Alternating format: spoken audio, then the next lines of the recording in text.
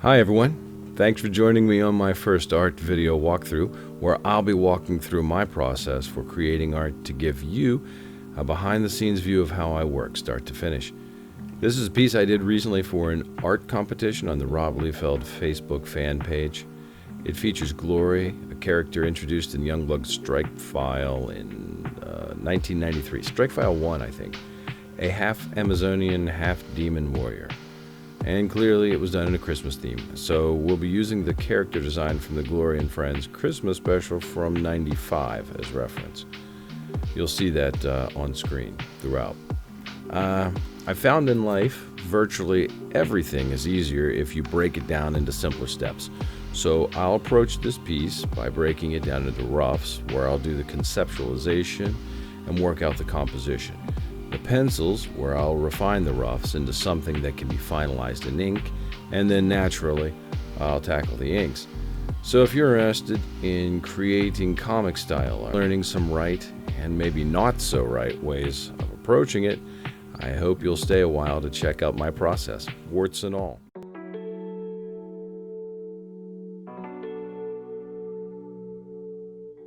I'm working in Photoshop, using a brush that will allow me to focus on form rather than line work.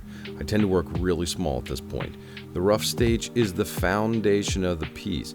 Problems you don't resolve in this earliest stage become much bigger issues in later stages.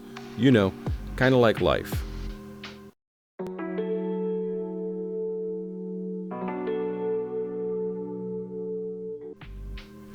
One of the problems with trying to break a fairly organic development process down into clearly delineated steps is there are often aspects that don't precisely fit in either category, or maybe fit in both.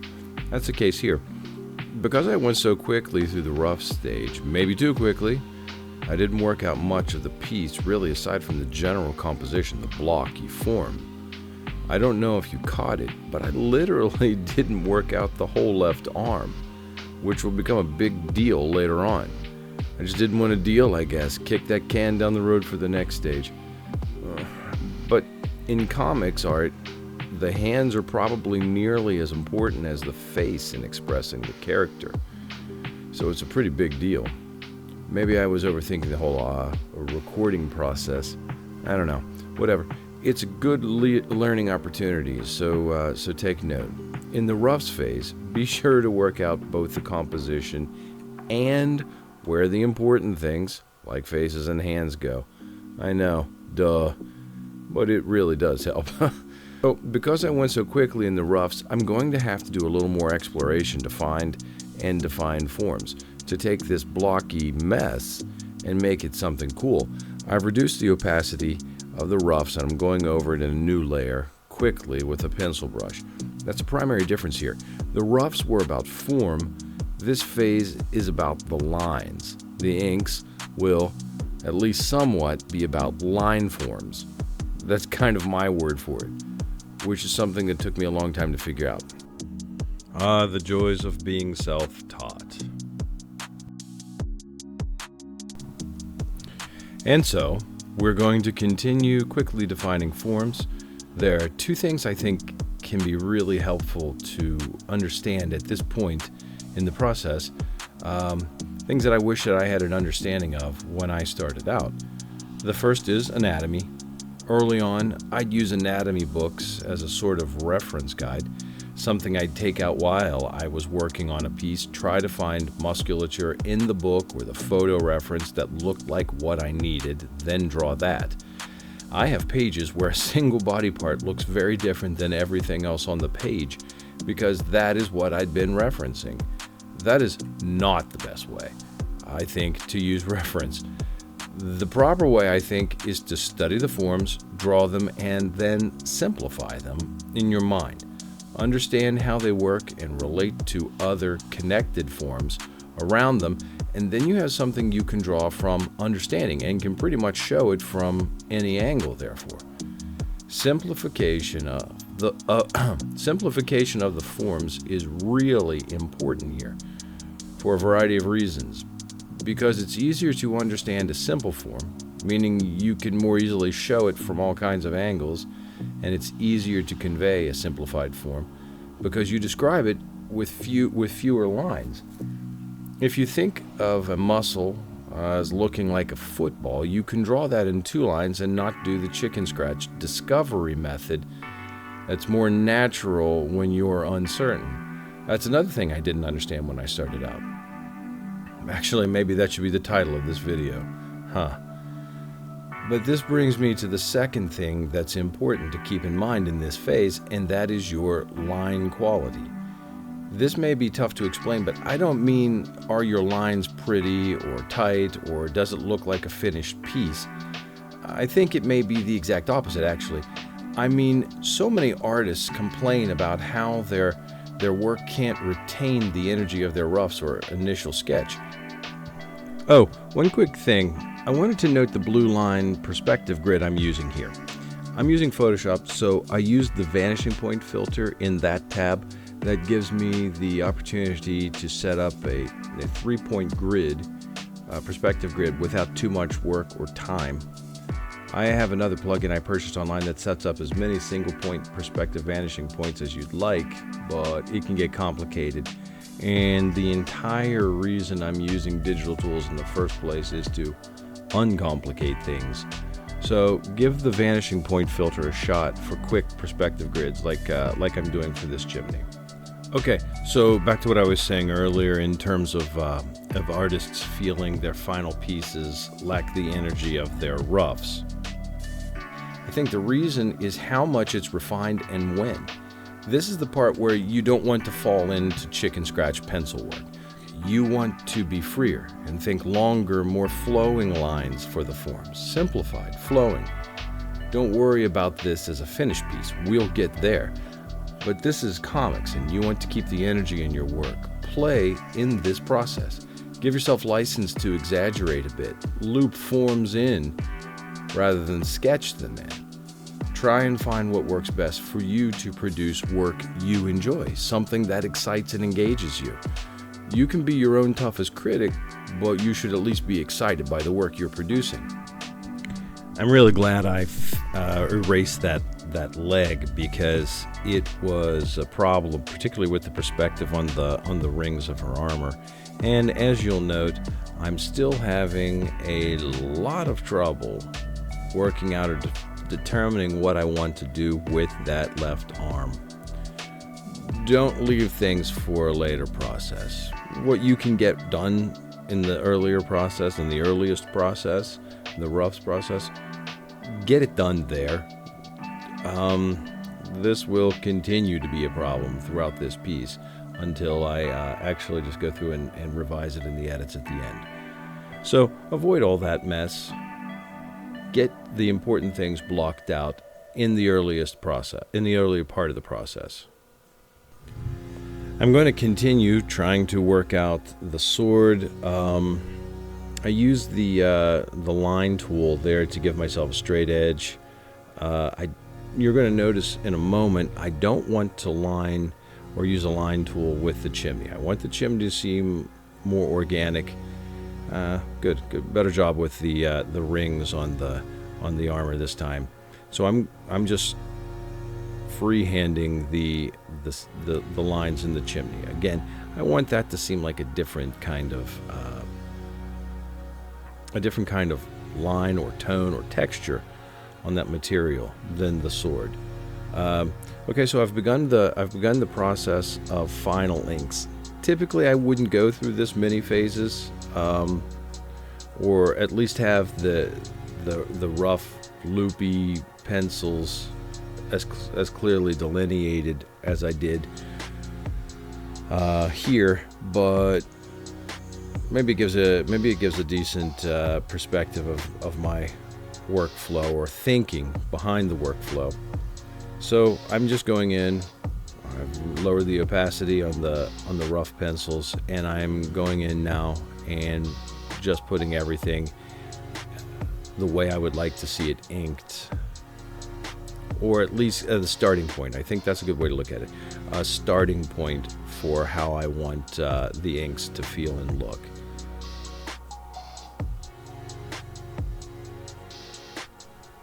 As you'll note, I'm not trying to perfectly replicate every line I've put in. I'm not tracing. In fact, here I am changing the hand on Santa. It didn't work. I like the way the lines guided toward his face, but it didn't work anatomically.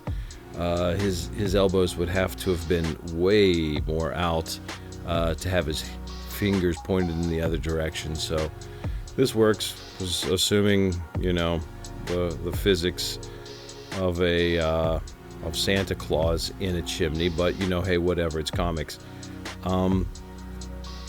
Yeah, just trying to still capture the energy of the piece while also making decisions about where lines go and what that form is and how it will be defined. So again, just really going over what I'd done before, making it something that will allow me to be a little more expressive with the inks and still stay faithful to the piece. So I'm going probably in greater detail than I would normally go for pencils, but I think it works I think it certainly works for this video. So I'm going to continue refining, tightening up the face. You want to make certain that she is beautiful. So you want to make sure that face and the form are appropriately feminine, appropriately sexy and attractive. I think I probably overdid the lines in the hair. I got a little bit carried away with that process. Her hair is white, as you can see in the reference to the left.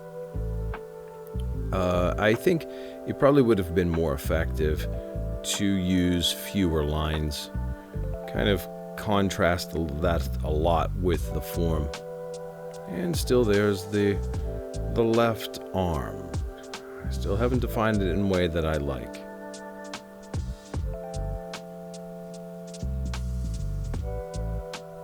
You know, I used to wonder how people did the metal, and that's the metal, the glint and the reflections off the metal, and that's something I'm always trying to improve on. There are a lot of artists who did it,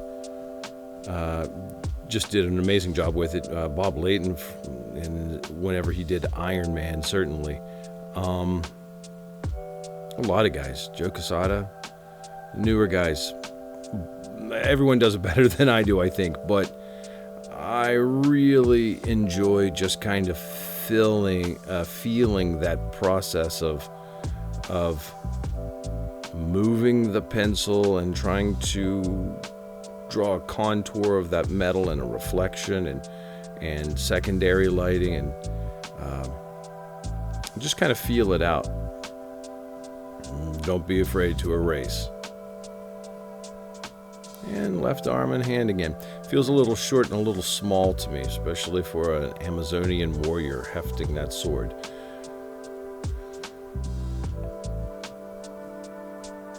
Which is probably why I keep deleting it, or I keep erasing it and starting over. Again, fix the problems early on. Don't let them drag on. Life advice, folks.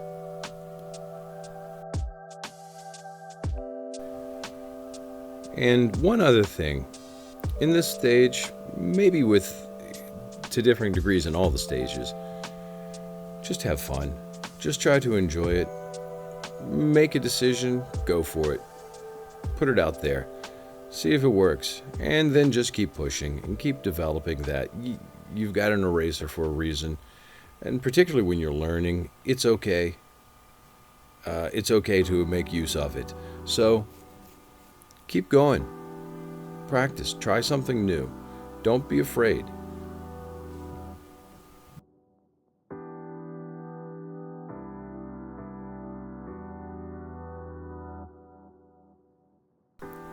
Phew, glad I fixed that calf. She was kind of looking like an Olympian weightlifter or something.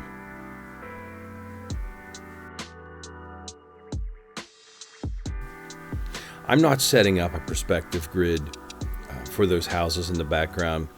I just try to keep in mind or bear in mind the perspective grid I used for the chimney, keep it generally in the same perspective, or at least with the same horizon point or horizon line, and move forward like that. You don't really, I think, need a perspective every single time. Some final rendering here and there, then I'm going to enlarge the piece and get it ready to ink.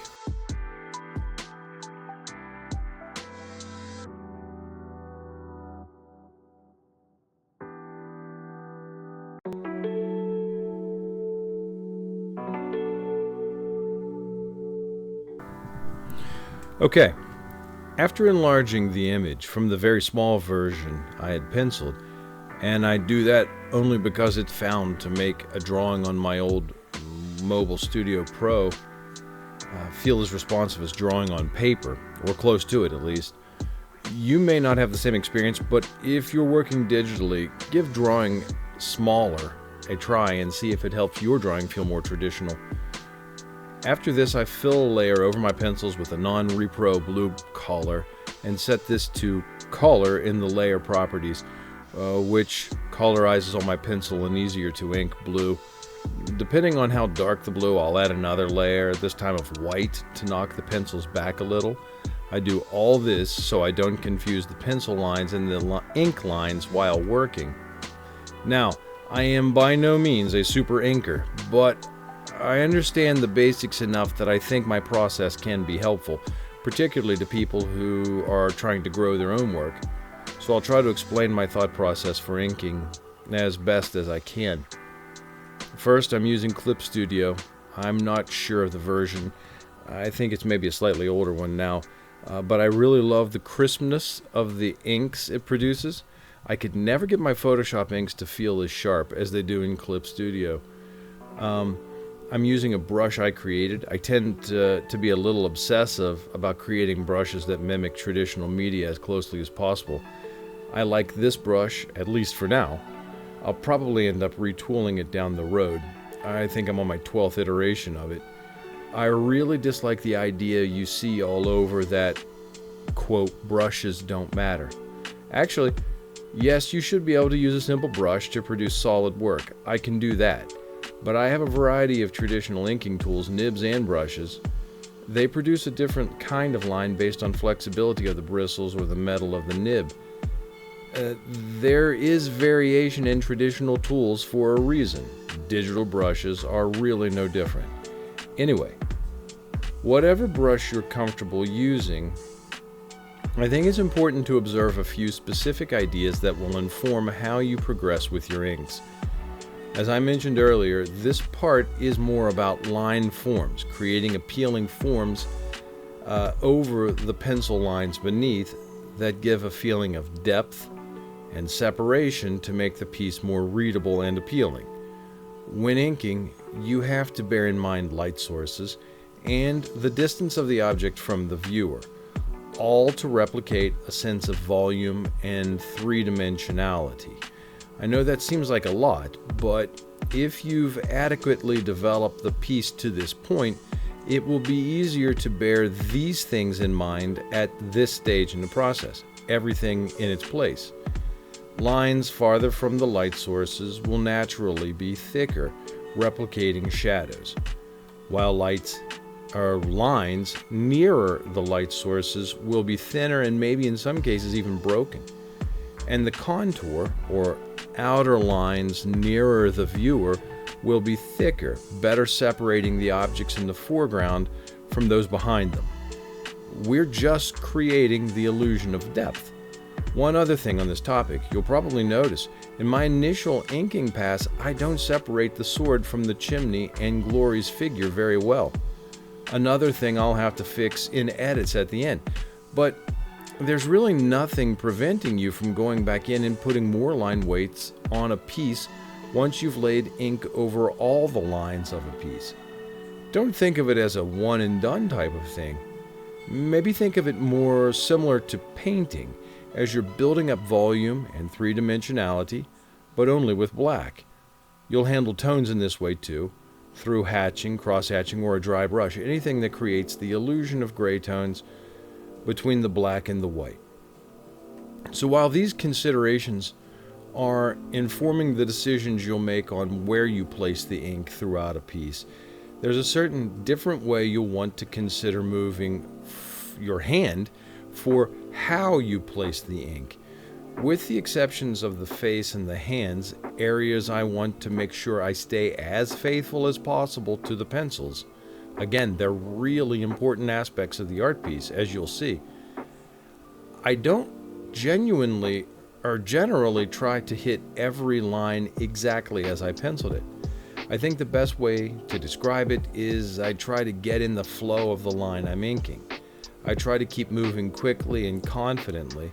I don't tend to think of a line I'm inking as the line around the form.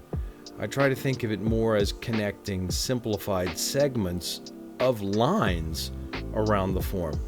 This allows me to observe light sources, meaning I'll press harder at certain points where the ink line should be thicker and doesn't force me to go slowly around the entire form, which I think can often be a killer of the energy of a piece.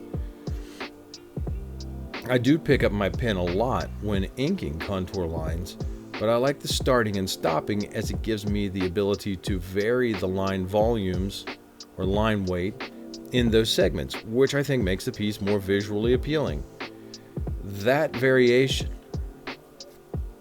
and in the end, after accuracy, making your art engaging and appealing is, I think, the most important thing for the artist to pull off.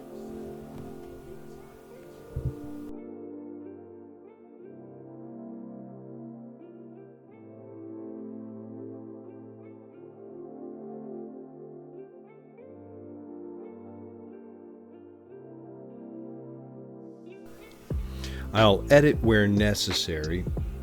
Probably the best aspect of working digitally, which means I'll change the pencil or change what I did with the pencils to improve the final piece. I didn't like that eye, so it had to be fixed.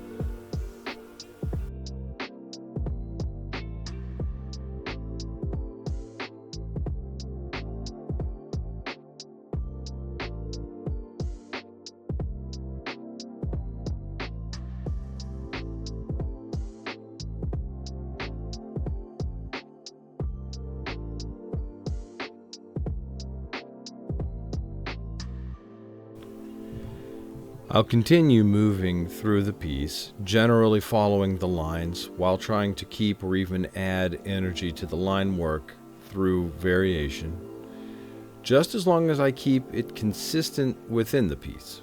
I think that's most important. I want to maintain the consistency so that it feels like a cohesive whole. Generally, I don't vary the size of the brush when I'm working. I ink everything with the same size brush and just vary the weight I place on the pen.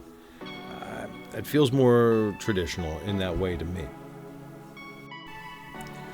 You'll notice I'm inking the sword free-handed without using a ruler. I think personally, for my preference, it looks a lot better. I want that sword to feel used and marred on the edges. And doing it free-handed certainly gives it that feel. But again, notice how the sword doesn't necessarily pop from the piece. So that's something that's going to have to be addressed in the edits as I go back.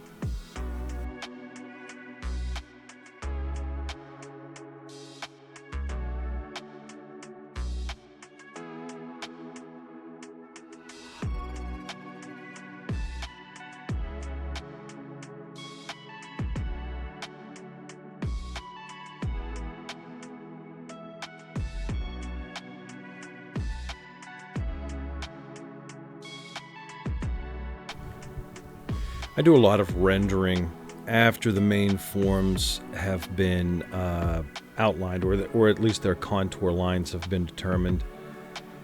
I like to kind of leave some room for my interpretation and the shifting of line weights and line forms to indicate light. So, like an area that I had blocked in completely as black, for instance, under her chin, I'll leave some hatch lines there to show gradation throughout that shadow.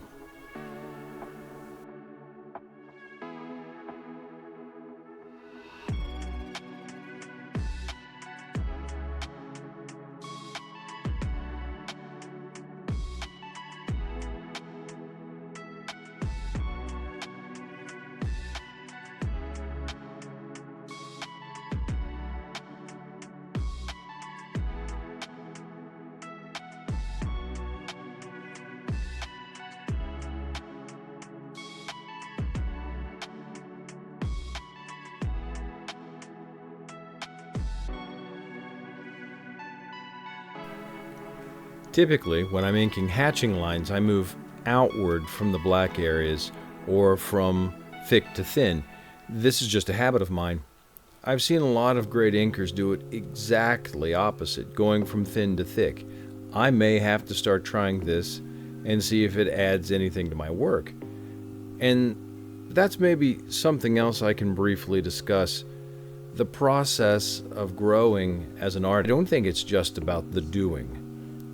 Our kid's old martial arts instructor used to say, it's not practice makes perfect, but perfect practice makes perfect. If you're doing the same thing you've always done over and over, you may be reinforcing habits and techniques that aren't actually growing your work.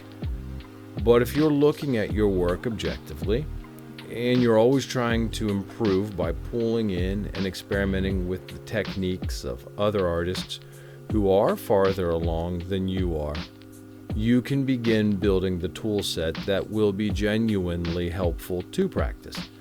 You don't have to reinvent the wheel. If you want to grow, find and incorporate into your workflow, and then reinforce habits that grow you.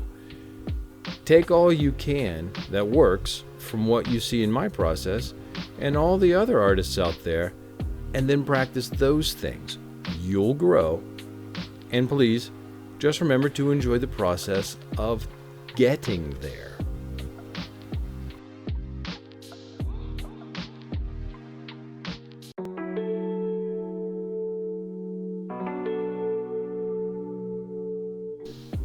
So, when I'd finished inking, there were still some issues I felt were off with the piece. I don't normally end up doing edits, but it works nicely here as an opportunity to show how objectively evaluating your work can be a very, very powerful tool for growth as an artist. The first thing I want to look at is the tangent created by the sword being too close to the line of the chimney crown in perspective. A tangent in art is when lines or objects interact in a way that interrupts the visual flow of an image. At a glance, it's difficult to tell the perspective lines of the chimney crown from the line of the sword. Fail. Then, of course, there's the left arm and hand. Too small, oriented in a way that makes the arm and elbow appear off. And Glory doesn't look like she's wielding a sword. It just doesn't look good. Again, don't let problems from the early stages follow you all the way through. I think the right arm, particularly the shoulder, looks a little short as well. I'd like to raise her right shoulder so she appears to be peering over it a little more. And speaking of peering, I think her face could be a lot more attractive. Glory needs to be sexy, alluring, dangerous. The face, as I have it here, is a little too, dull, I guess. So there you go. I have some things to fix. I hate having to go back into a piece to fix mistakes I should have known better than to let through. And that's what I'll be fixing now. I will go from here, repeating the earlier pencil phase, looping in the rough forms, then refining those to final pencils, which I'll in turn re-ink. The primary takeaway here is to be objective about your work throughout the process. Catching errors and problems early on can save you a lot of time in the long run. I'll speed this up since we've seen the process before.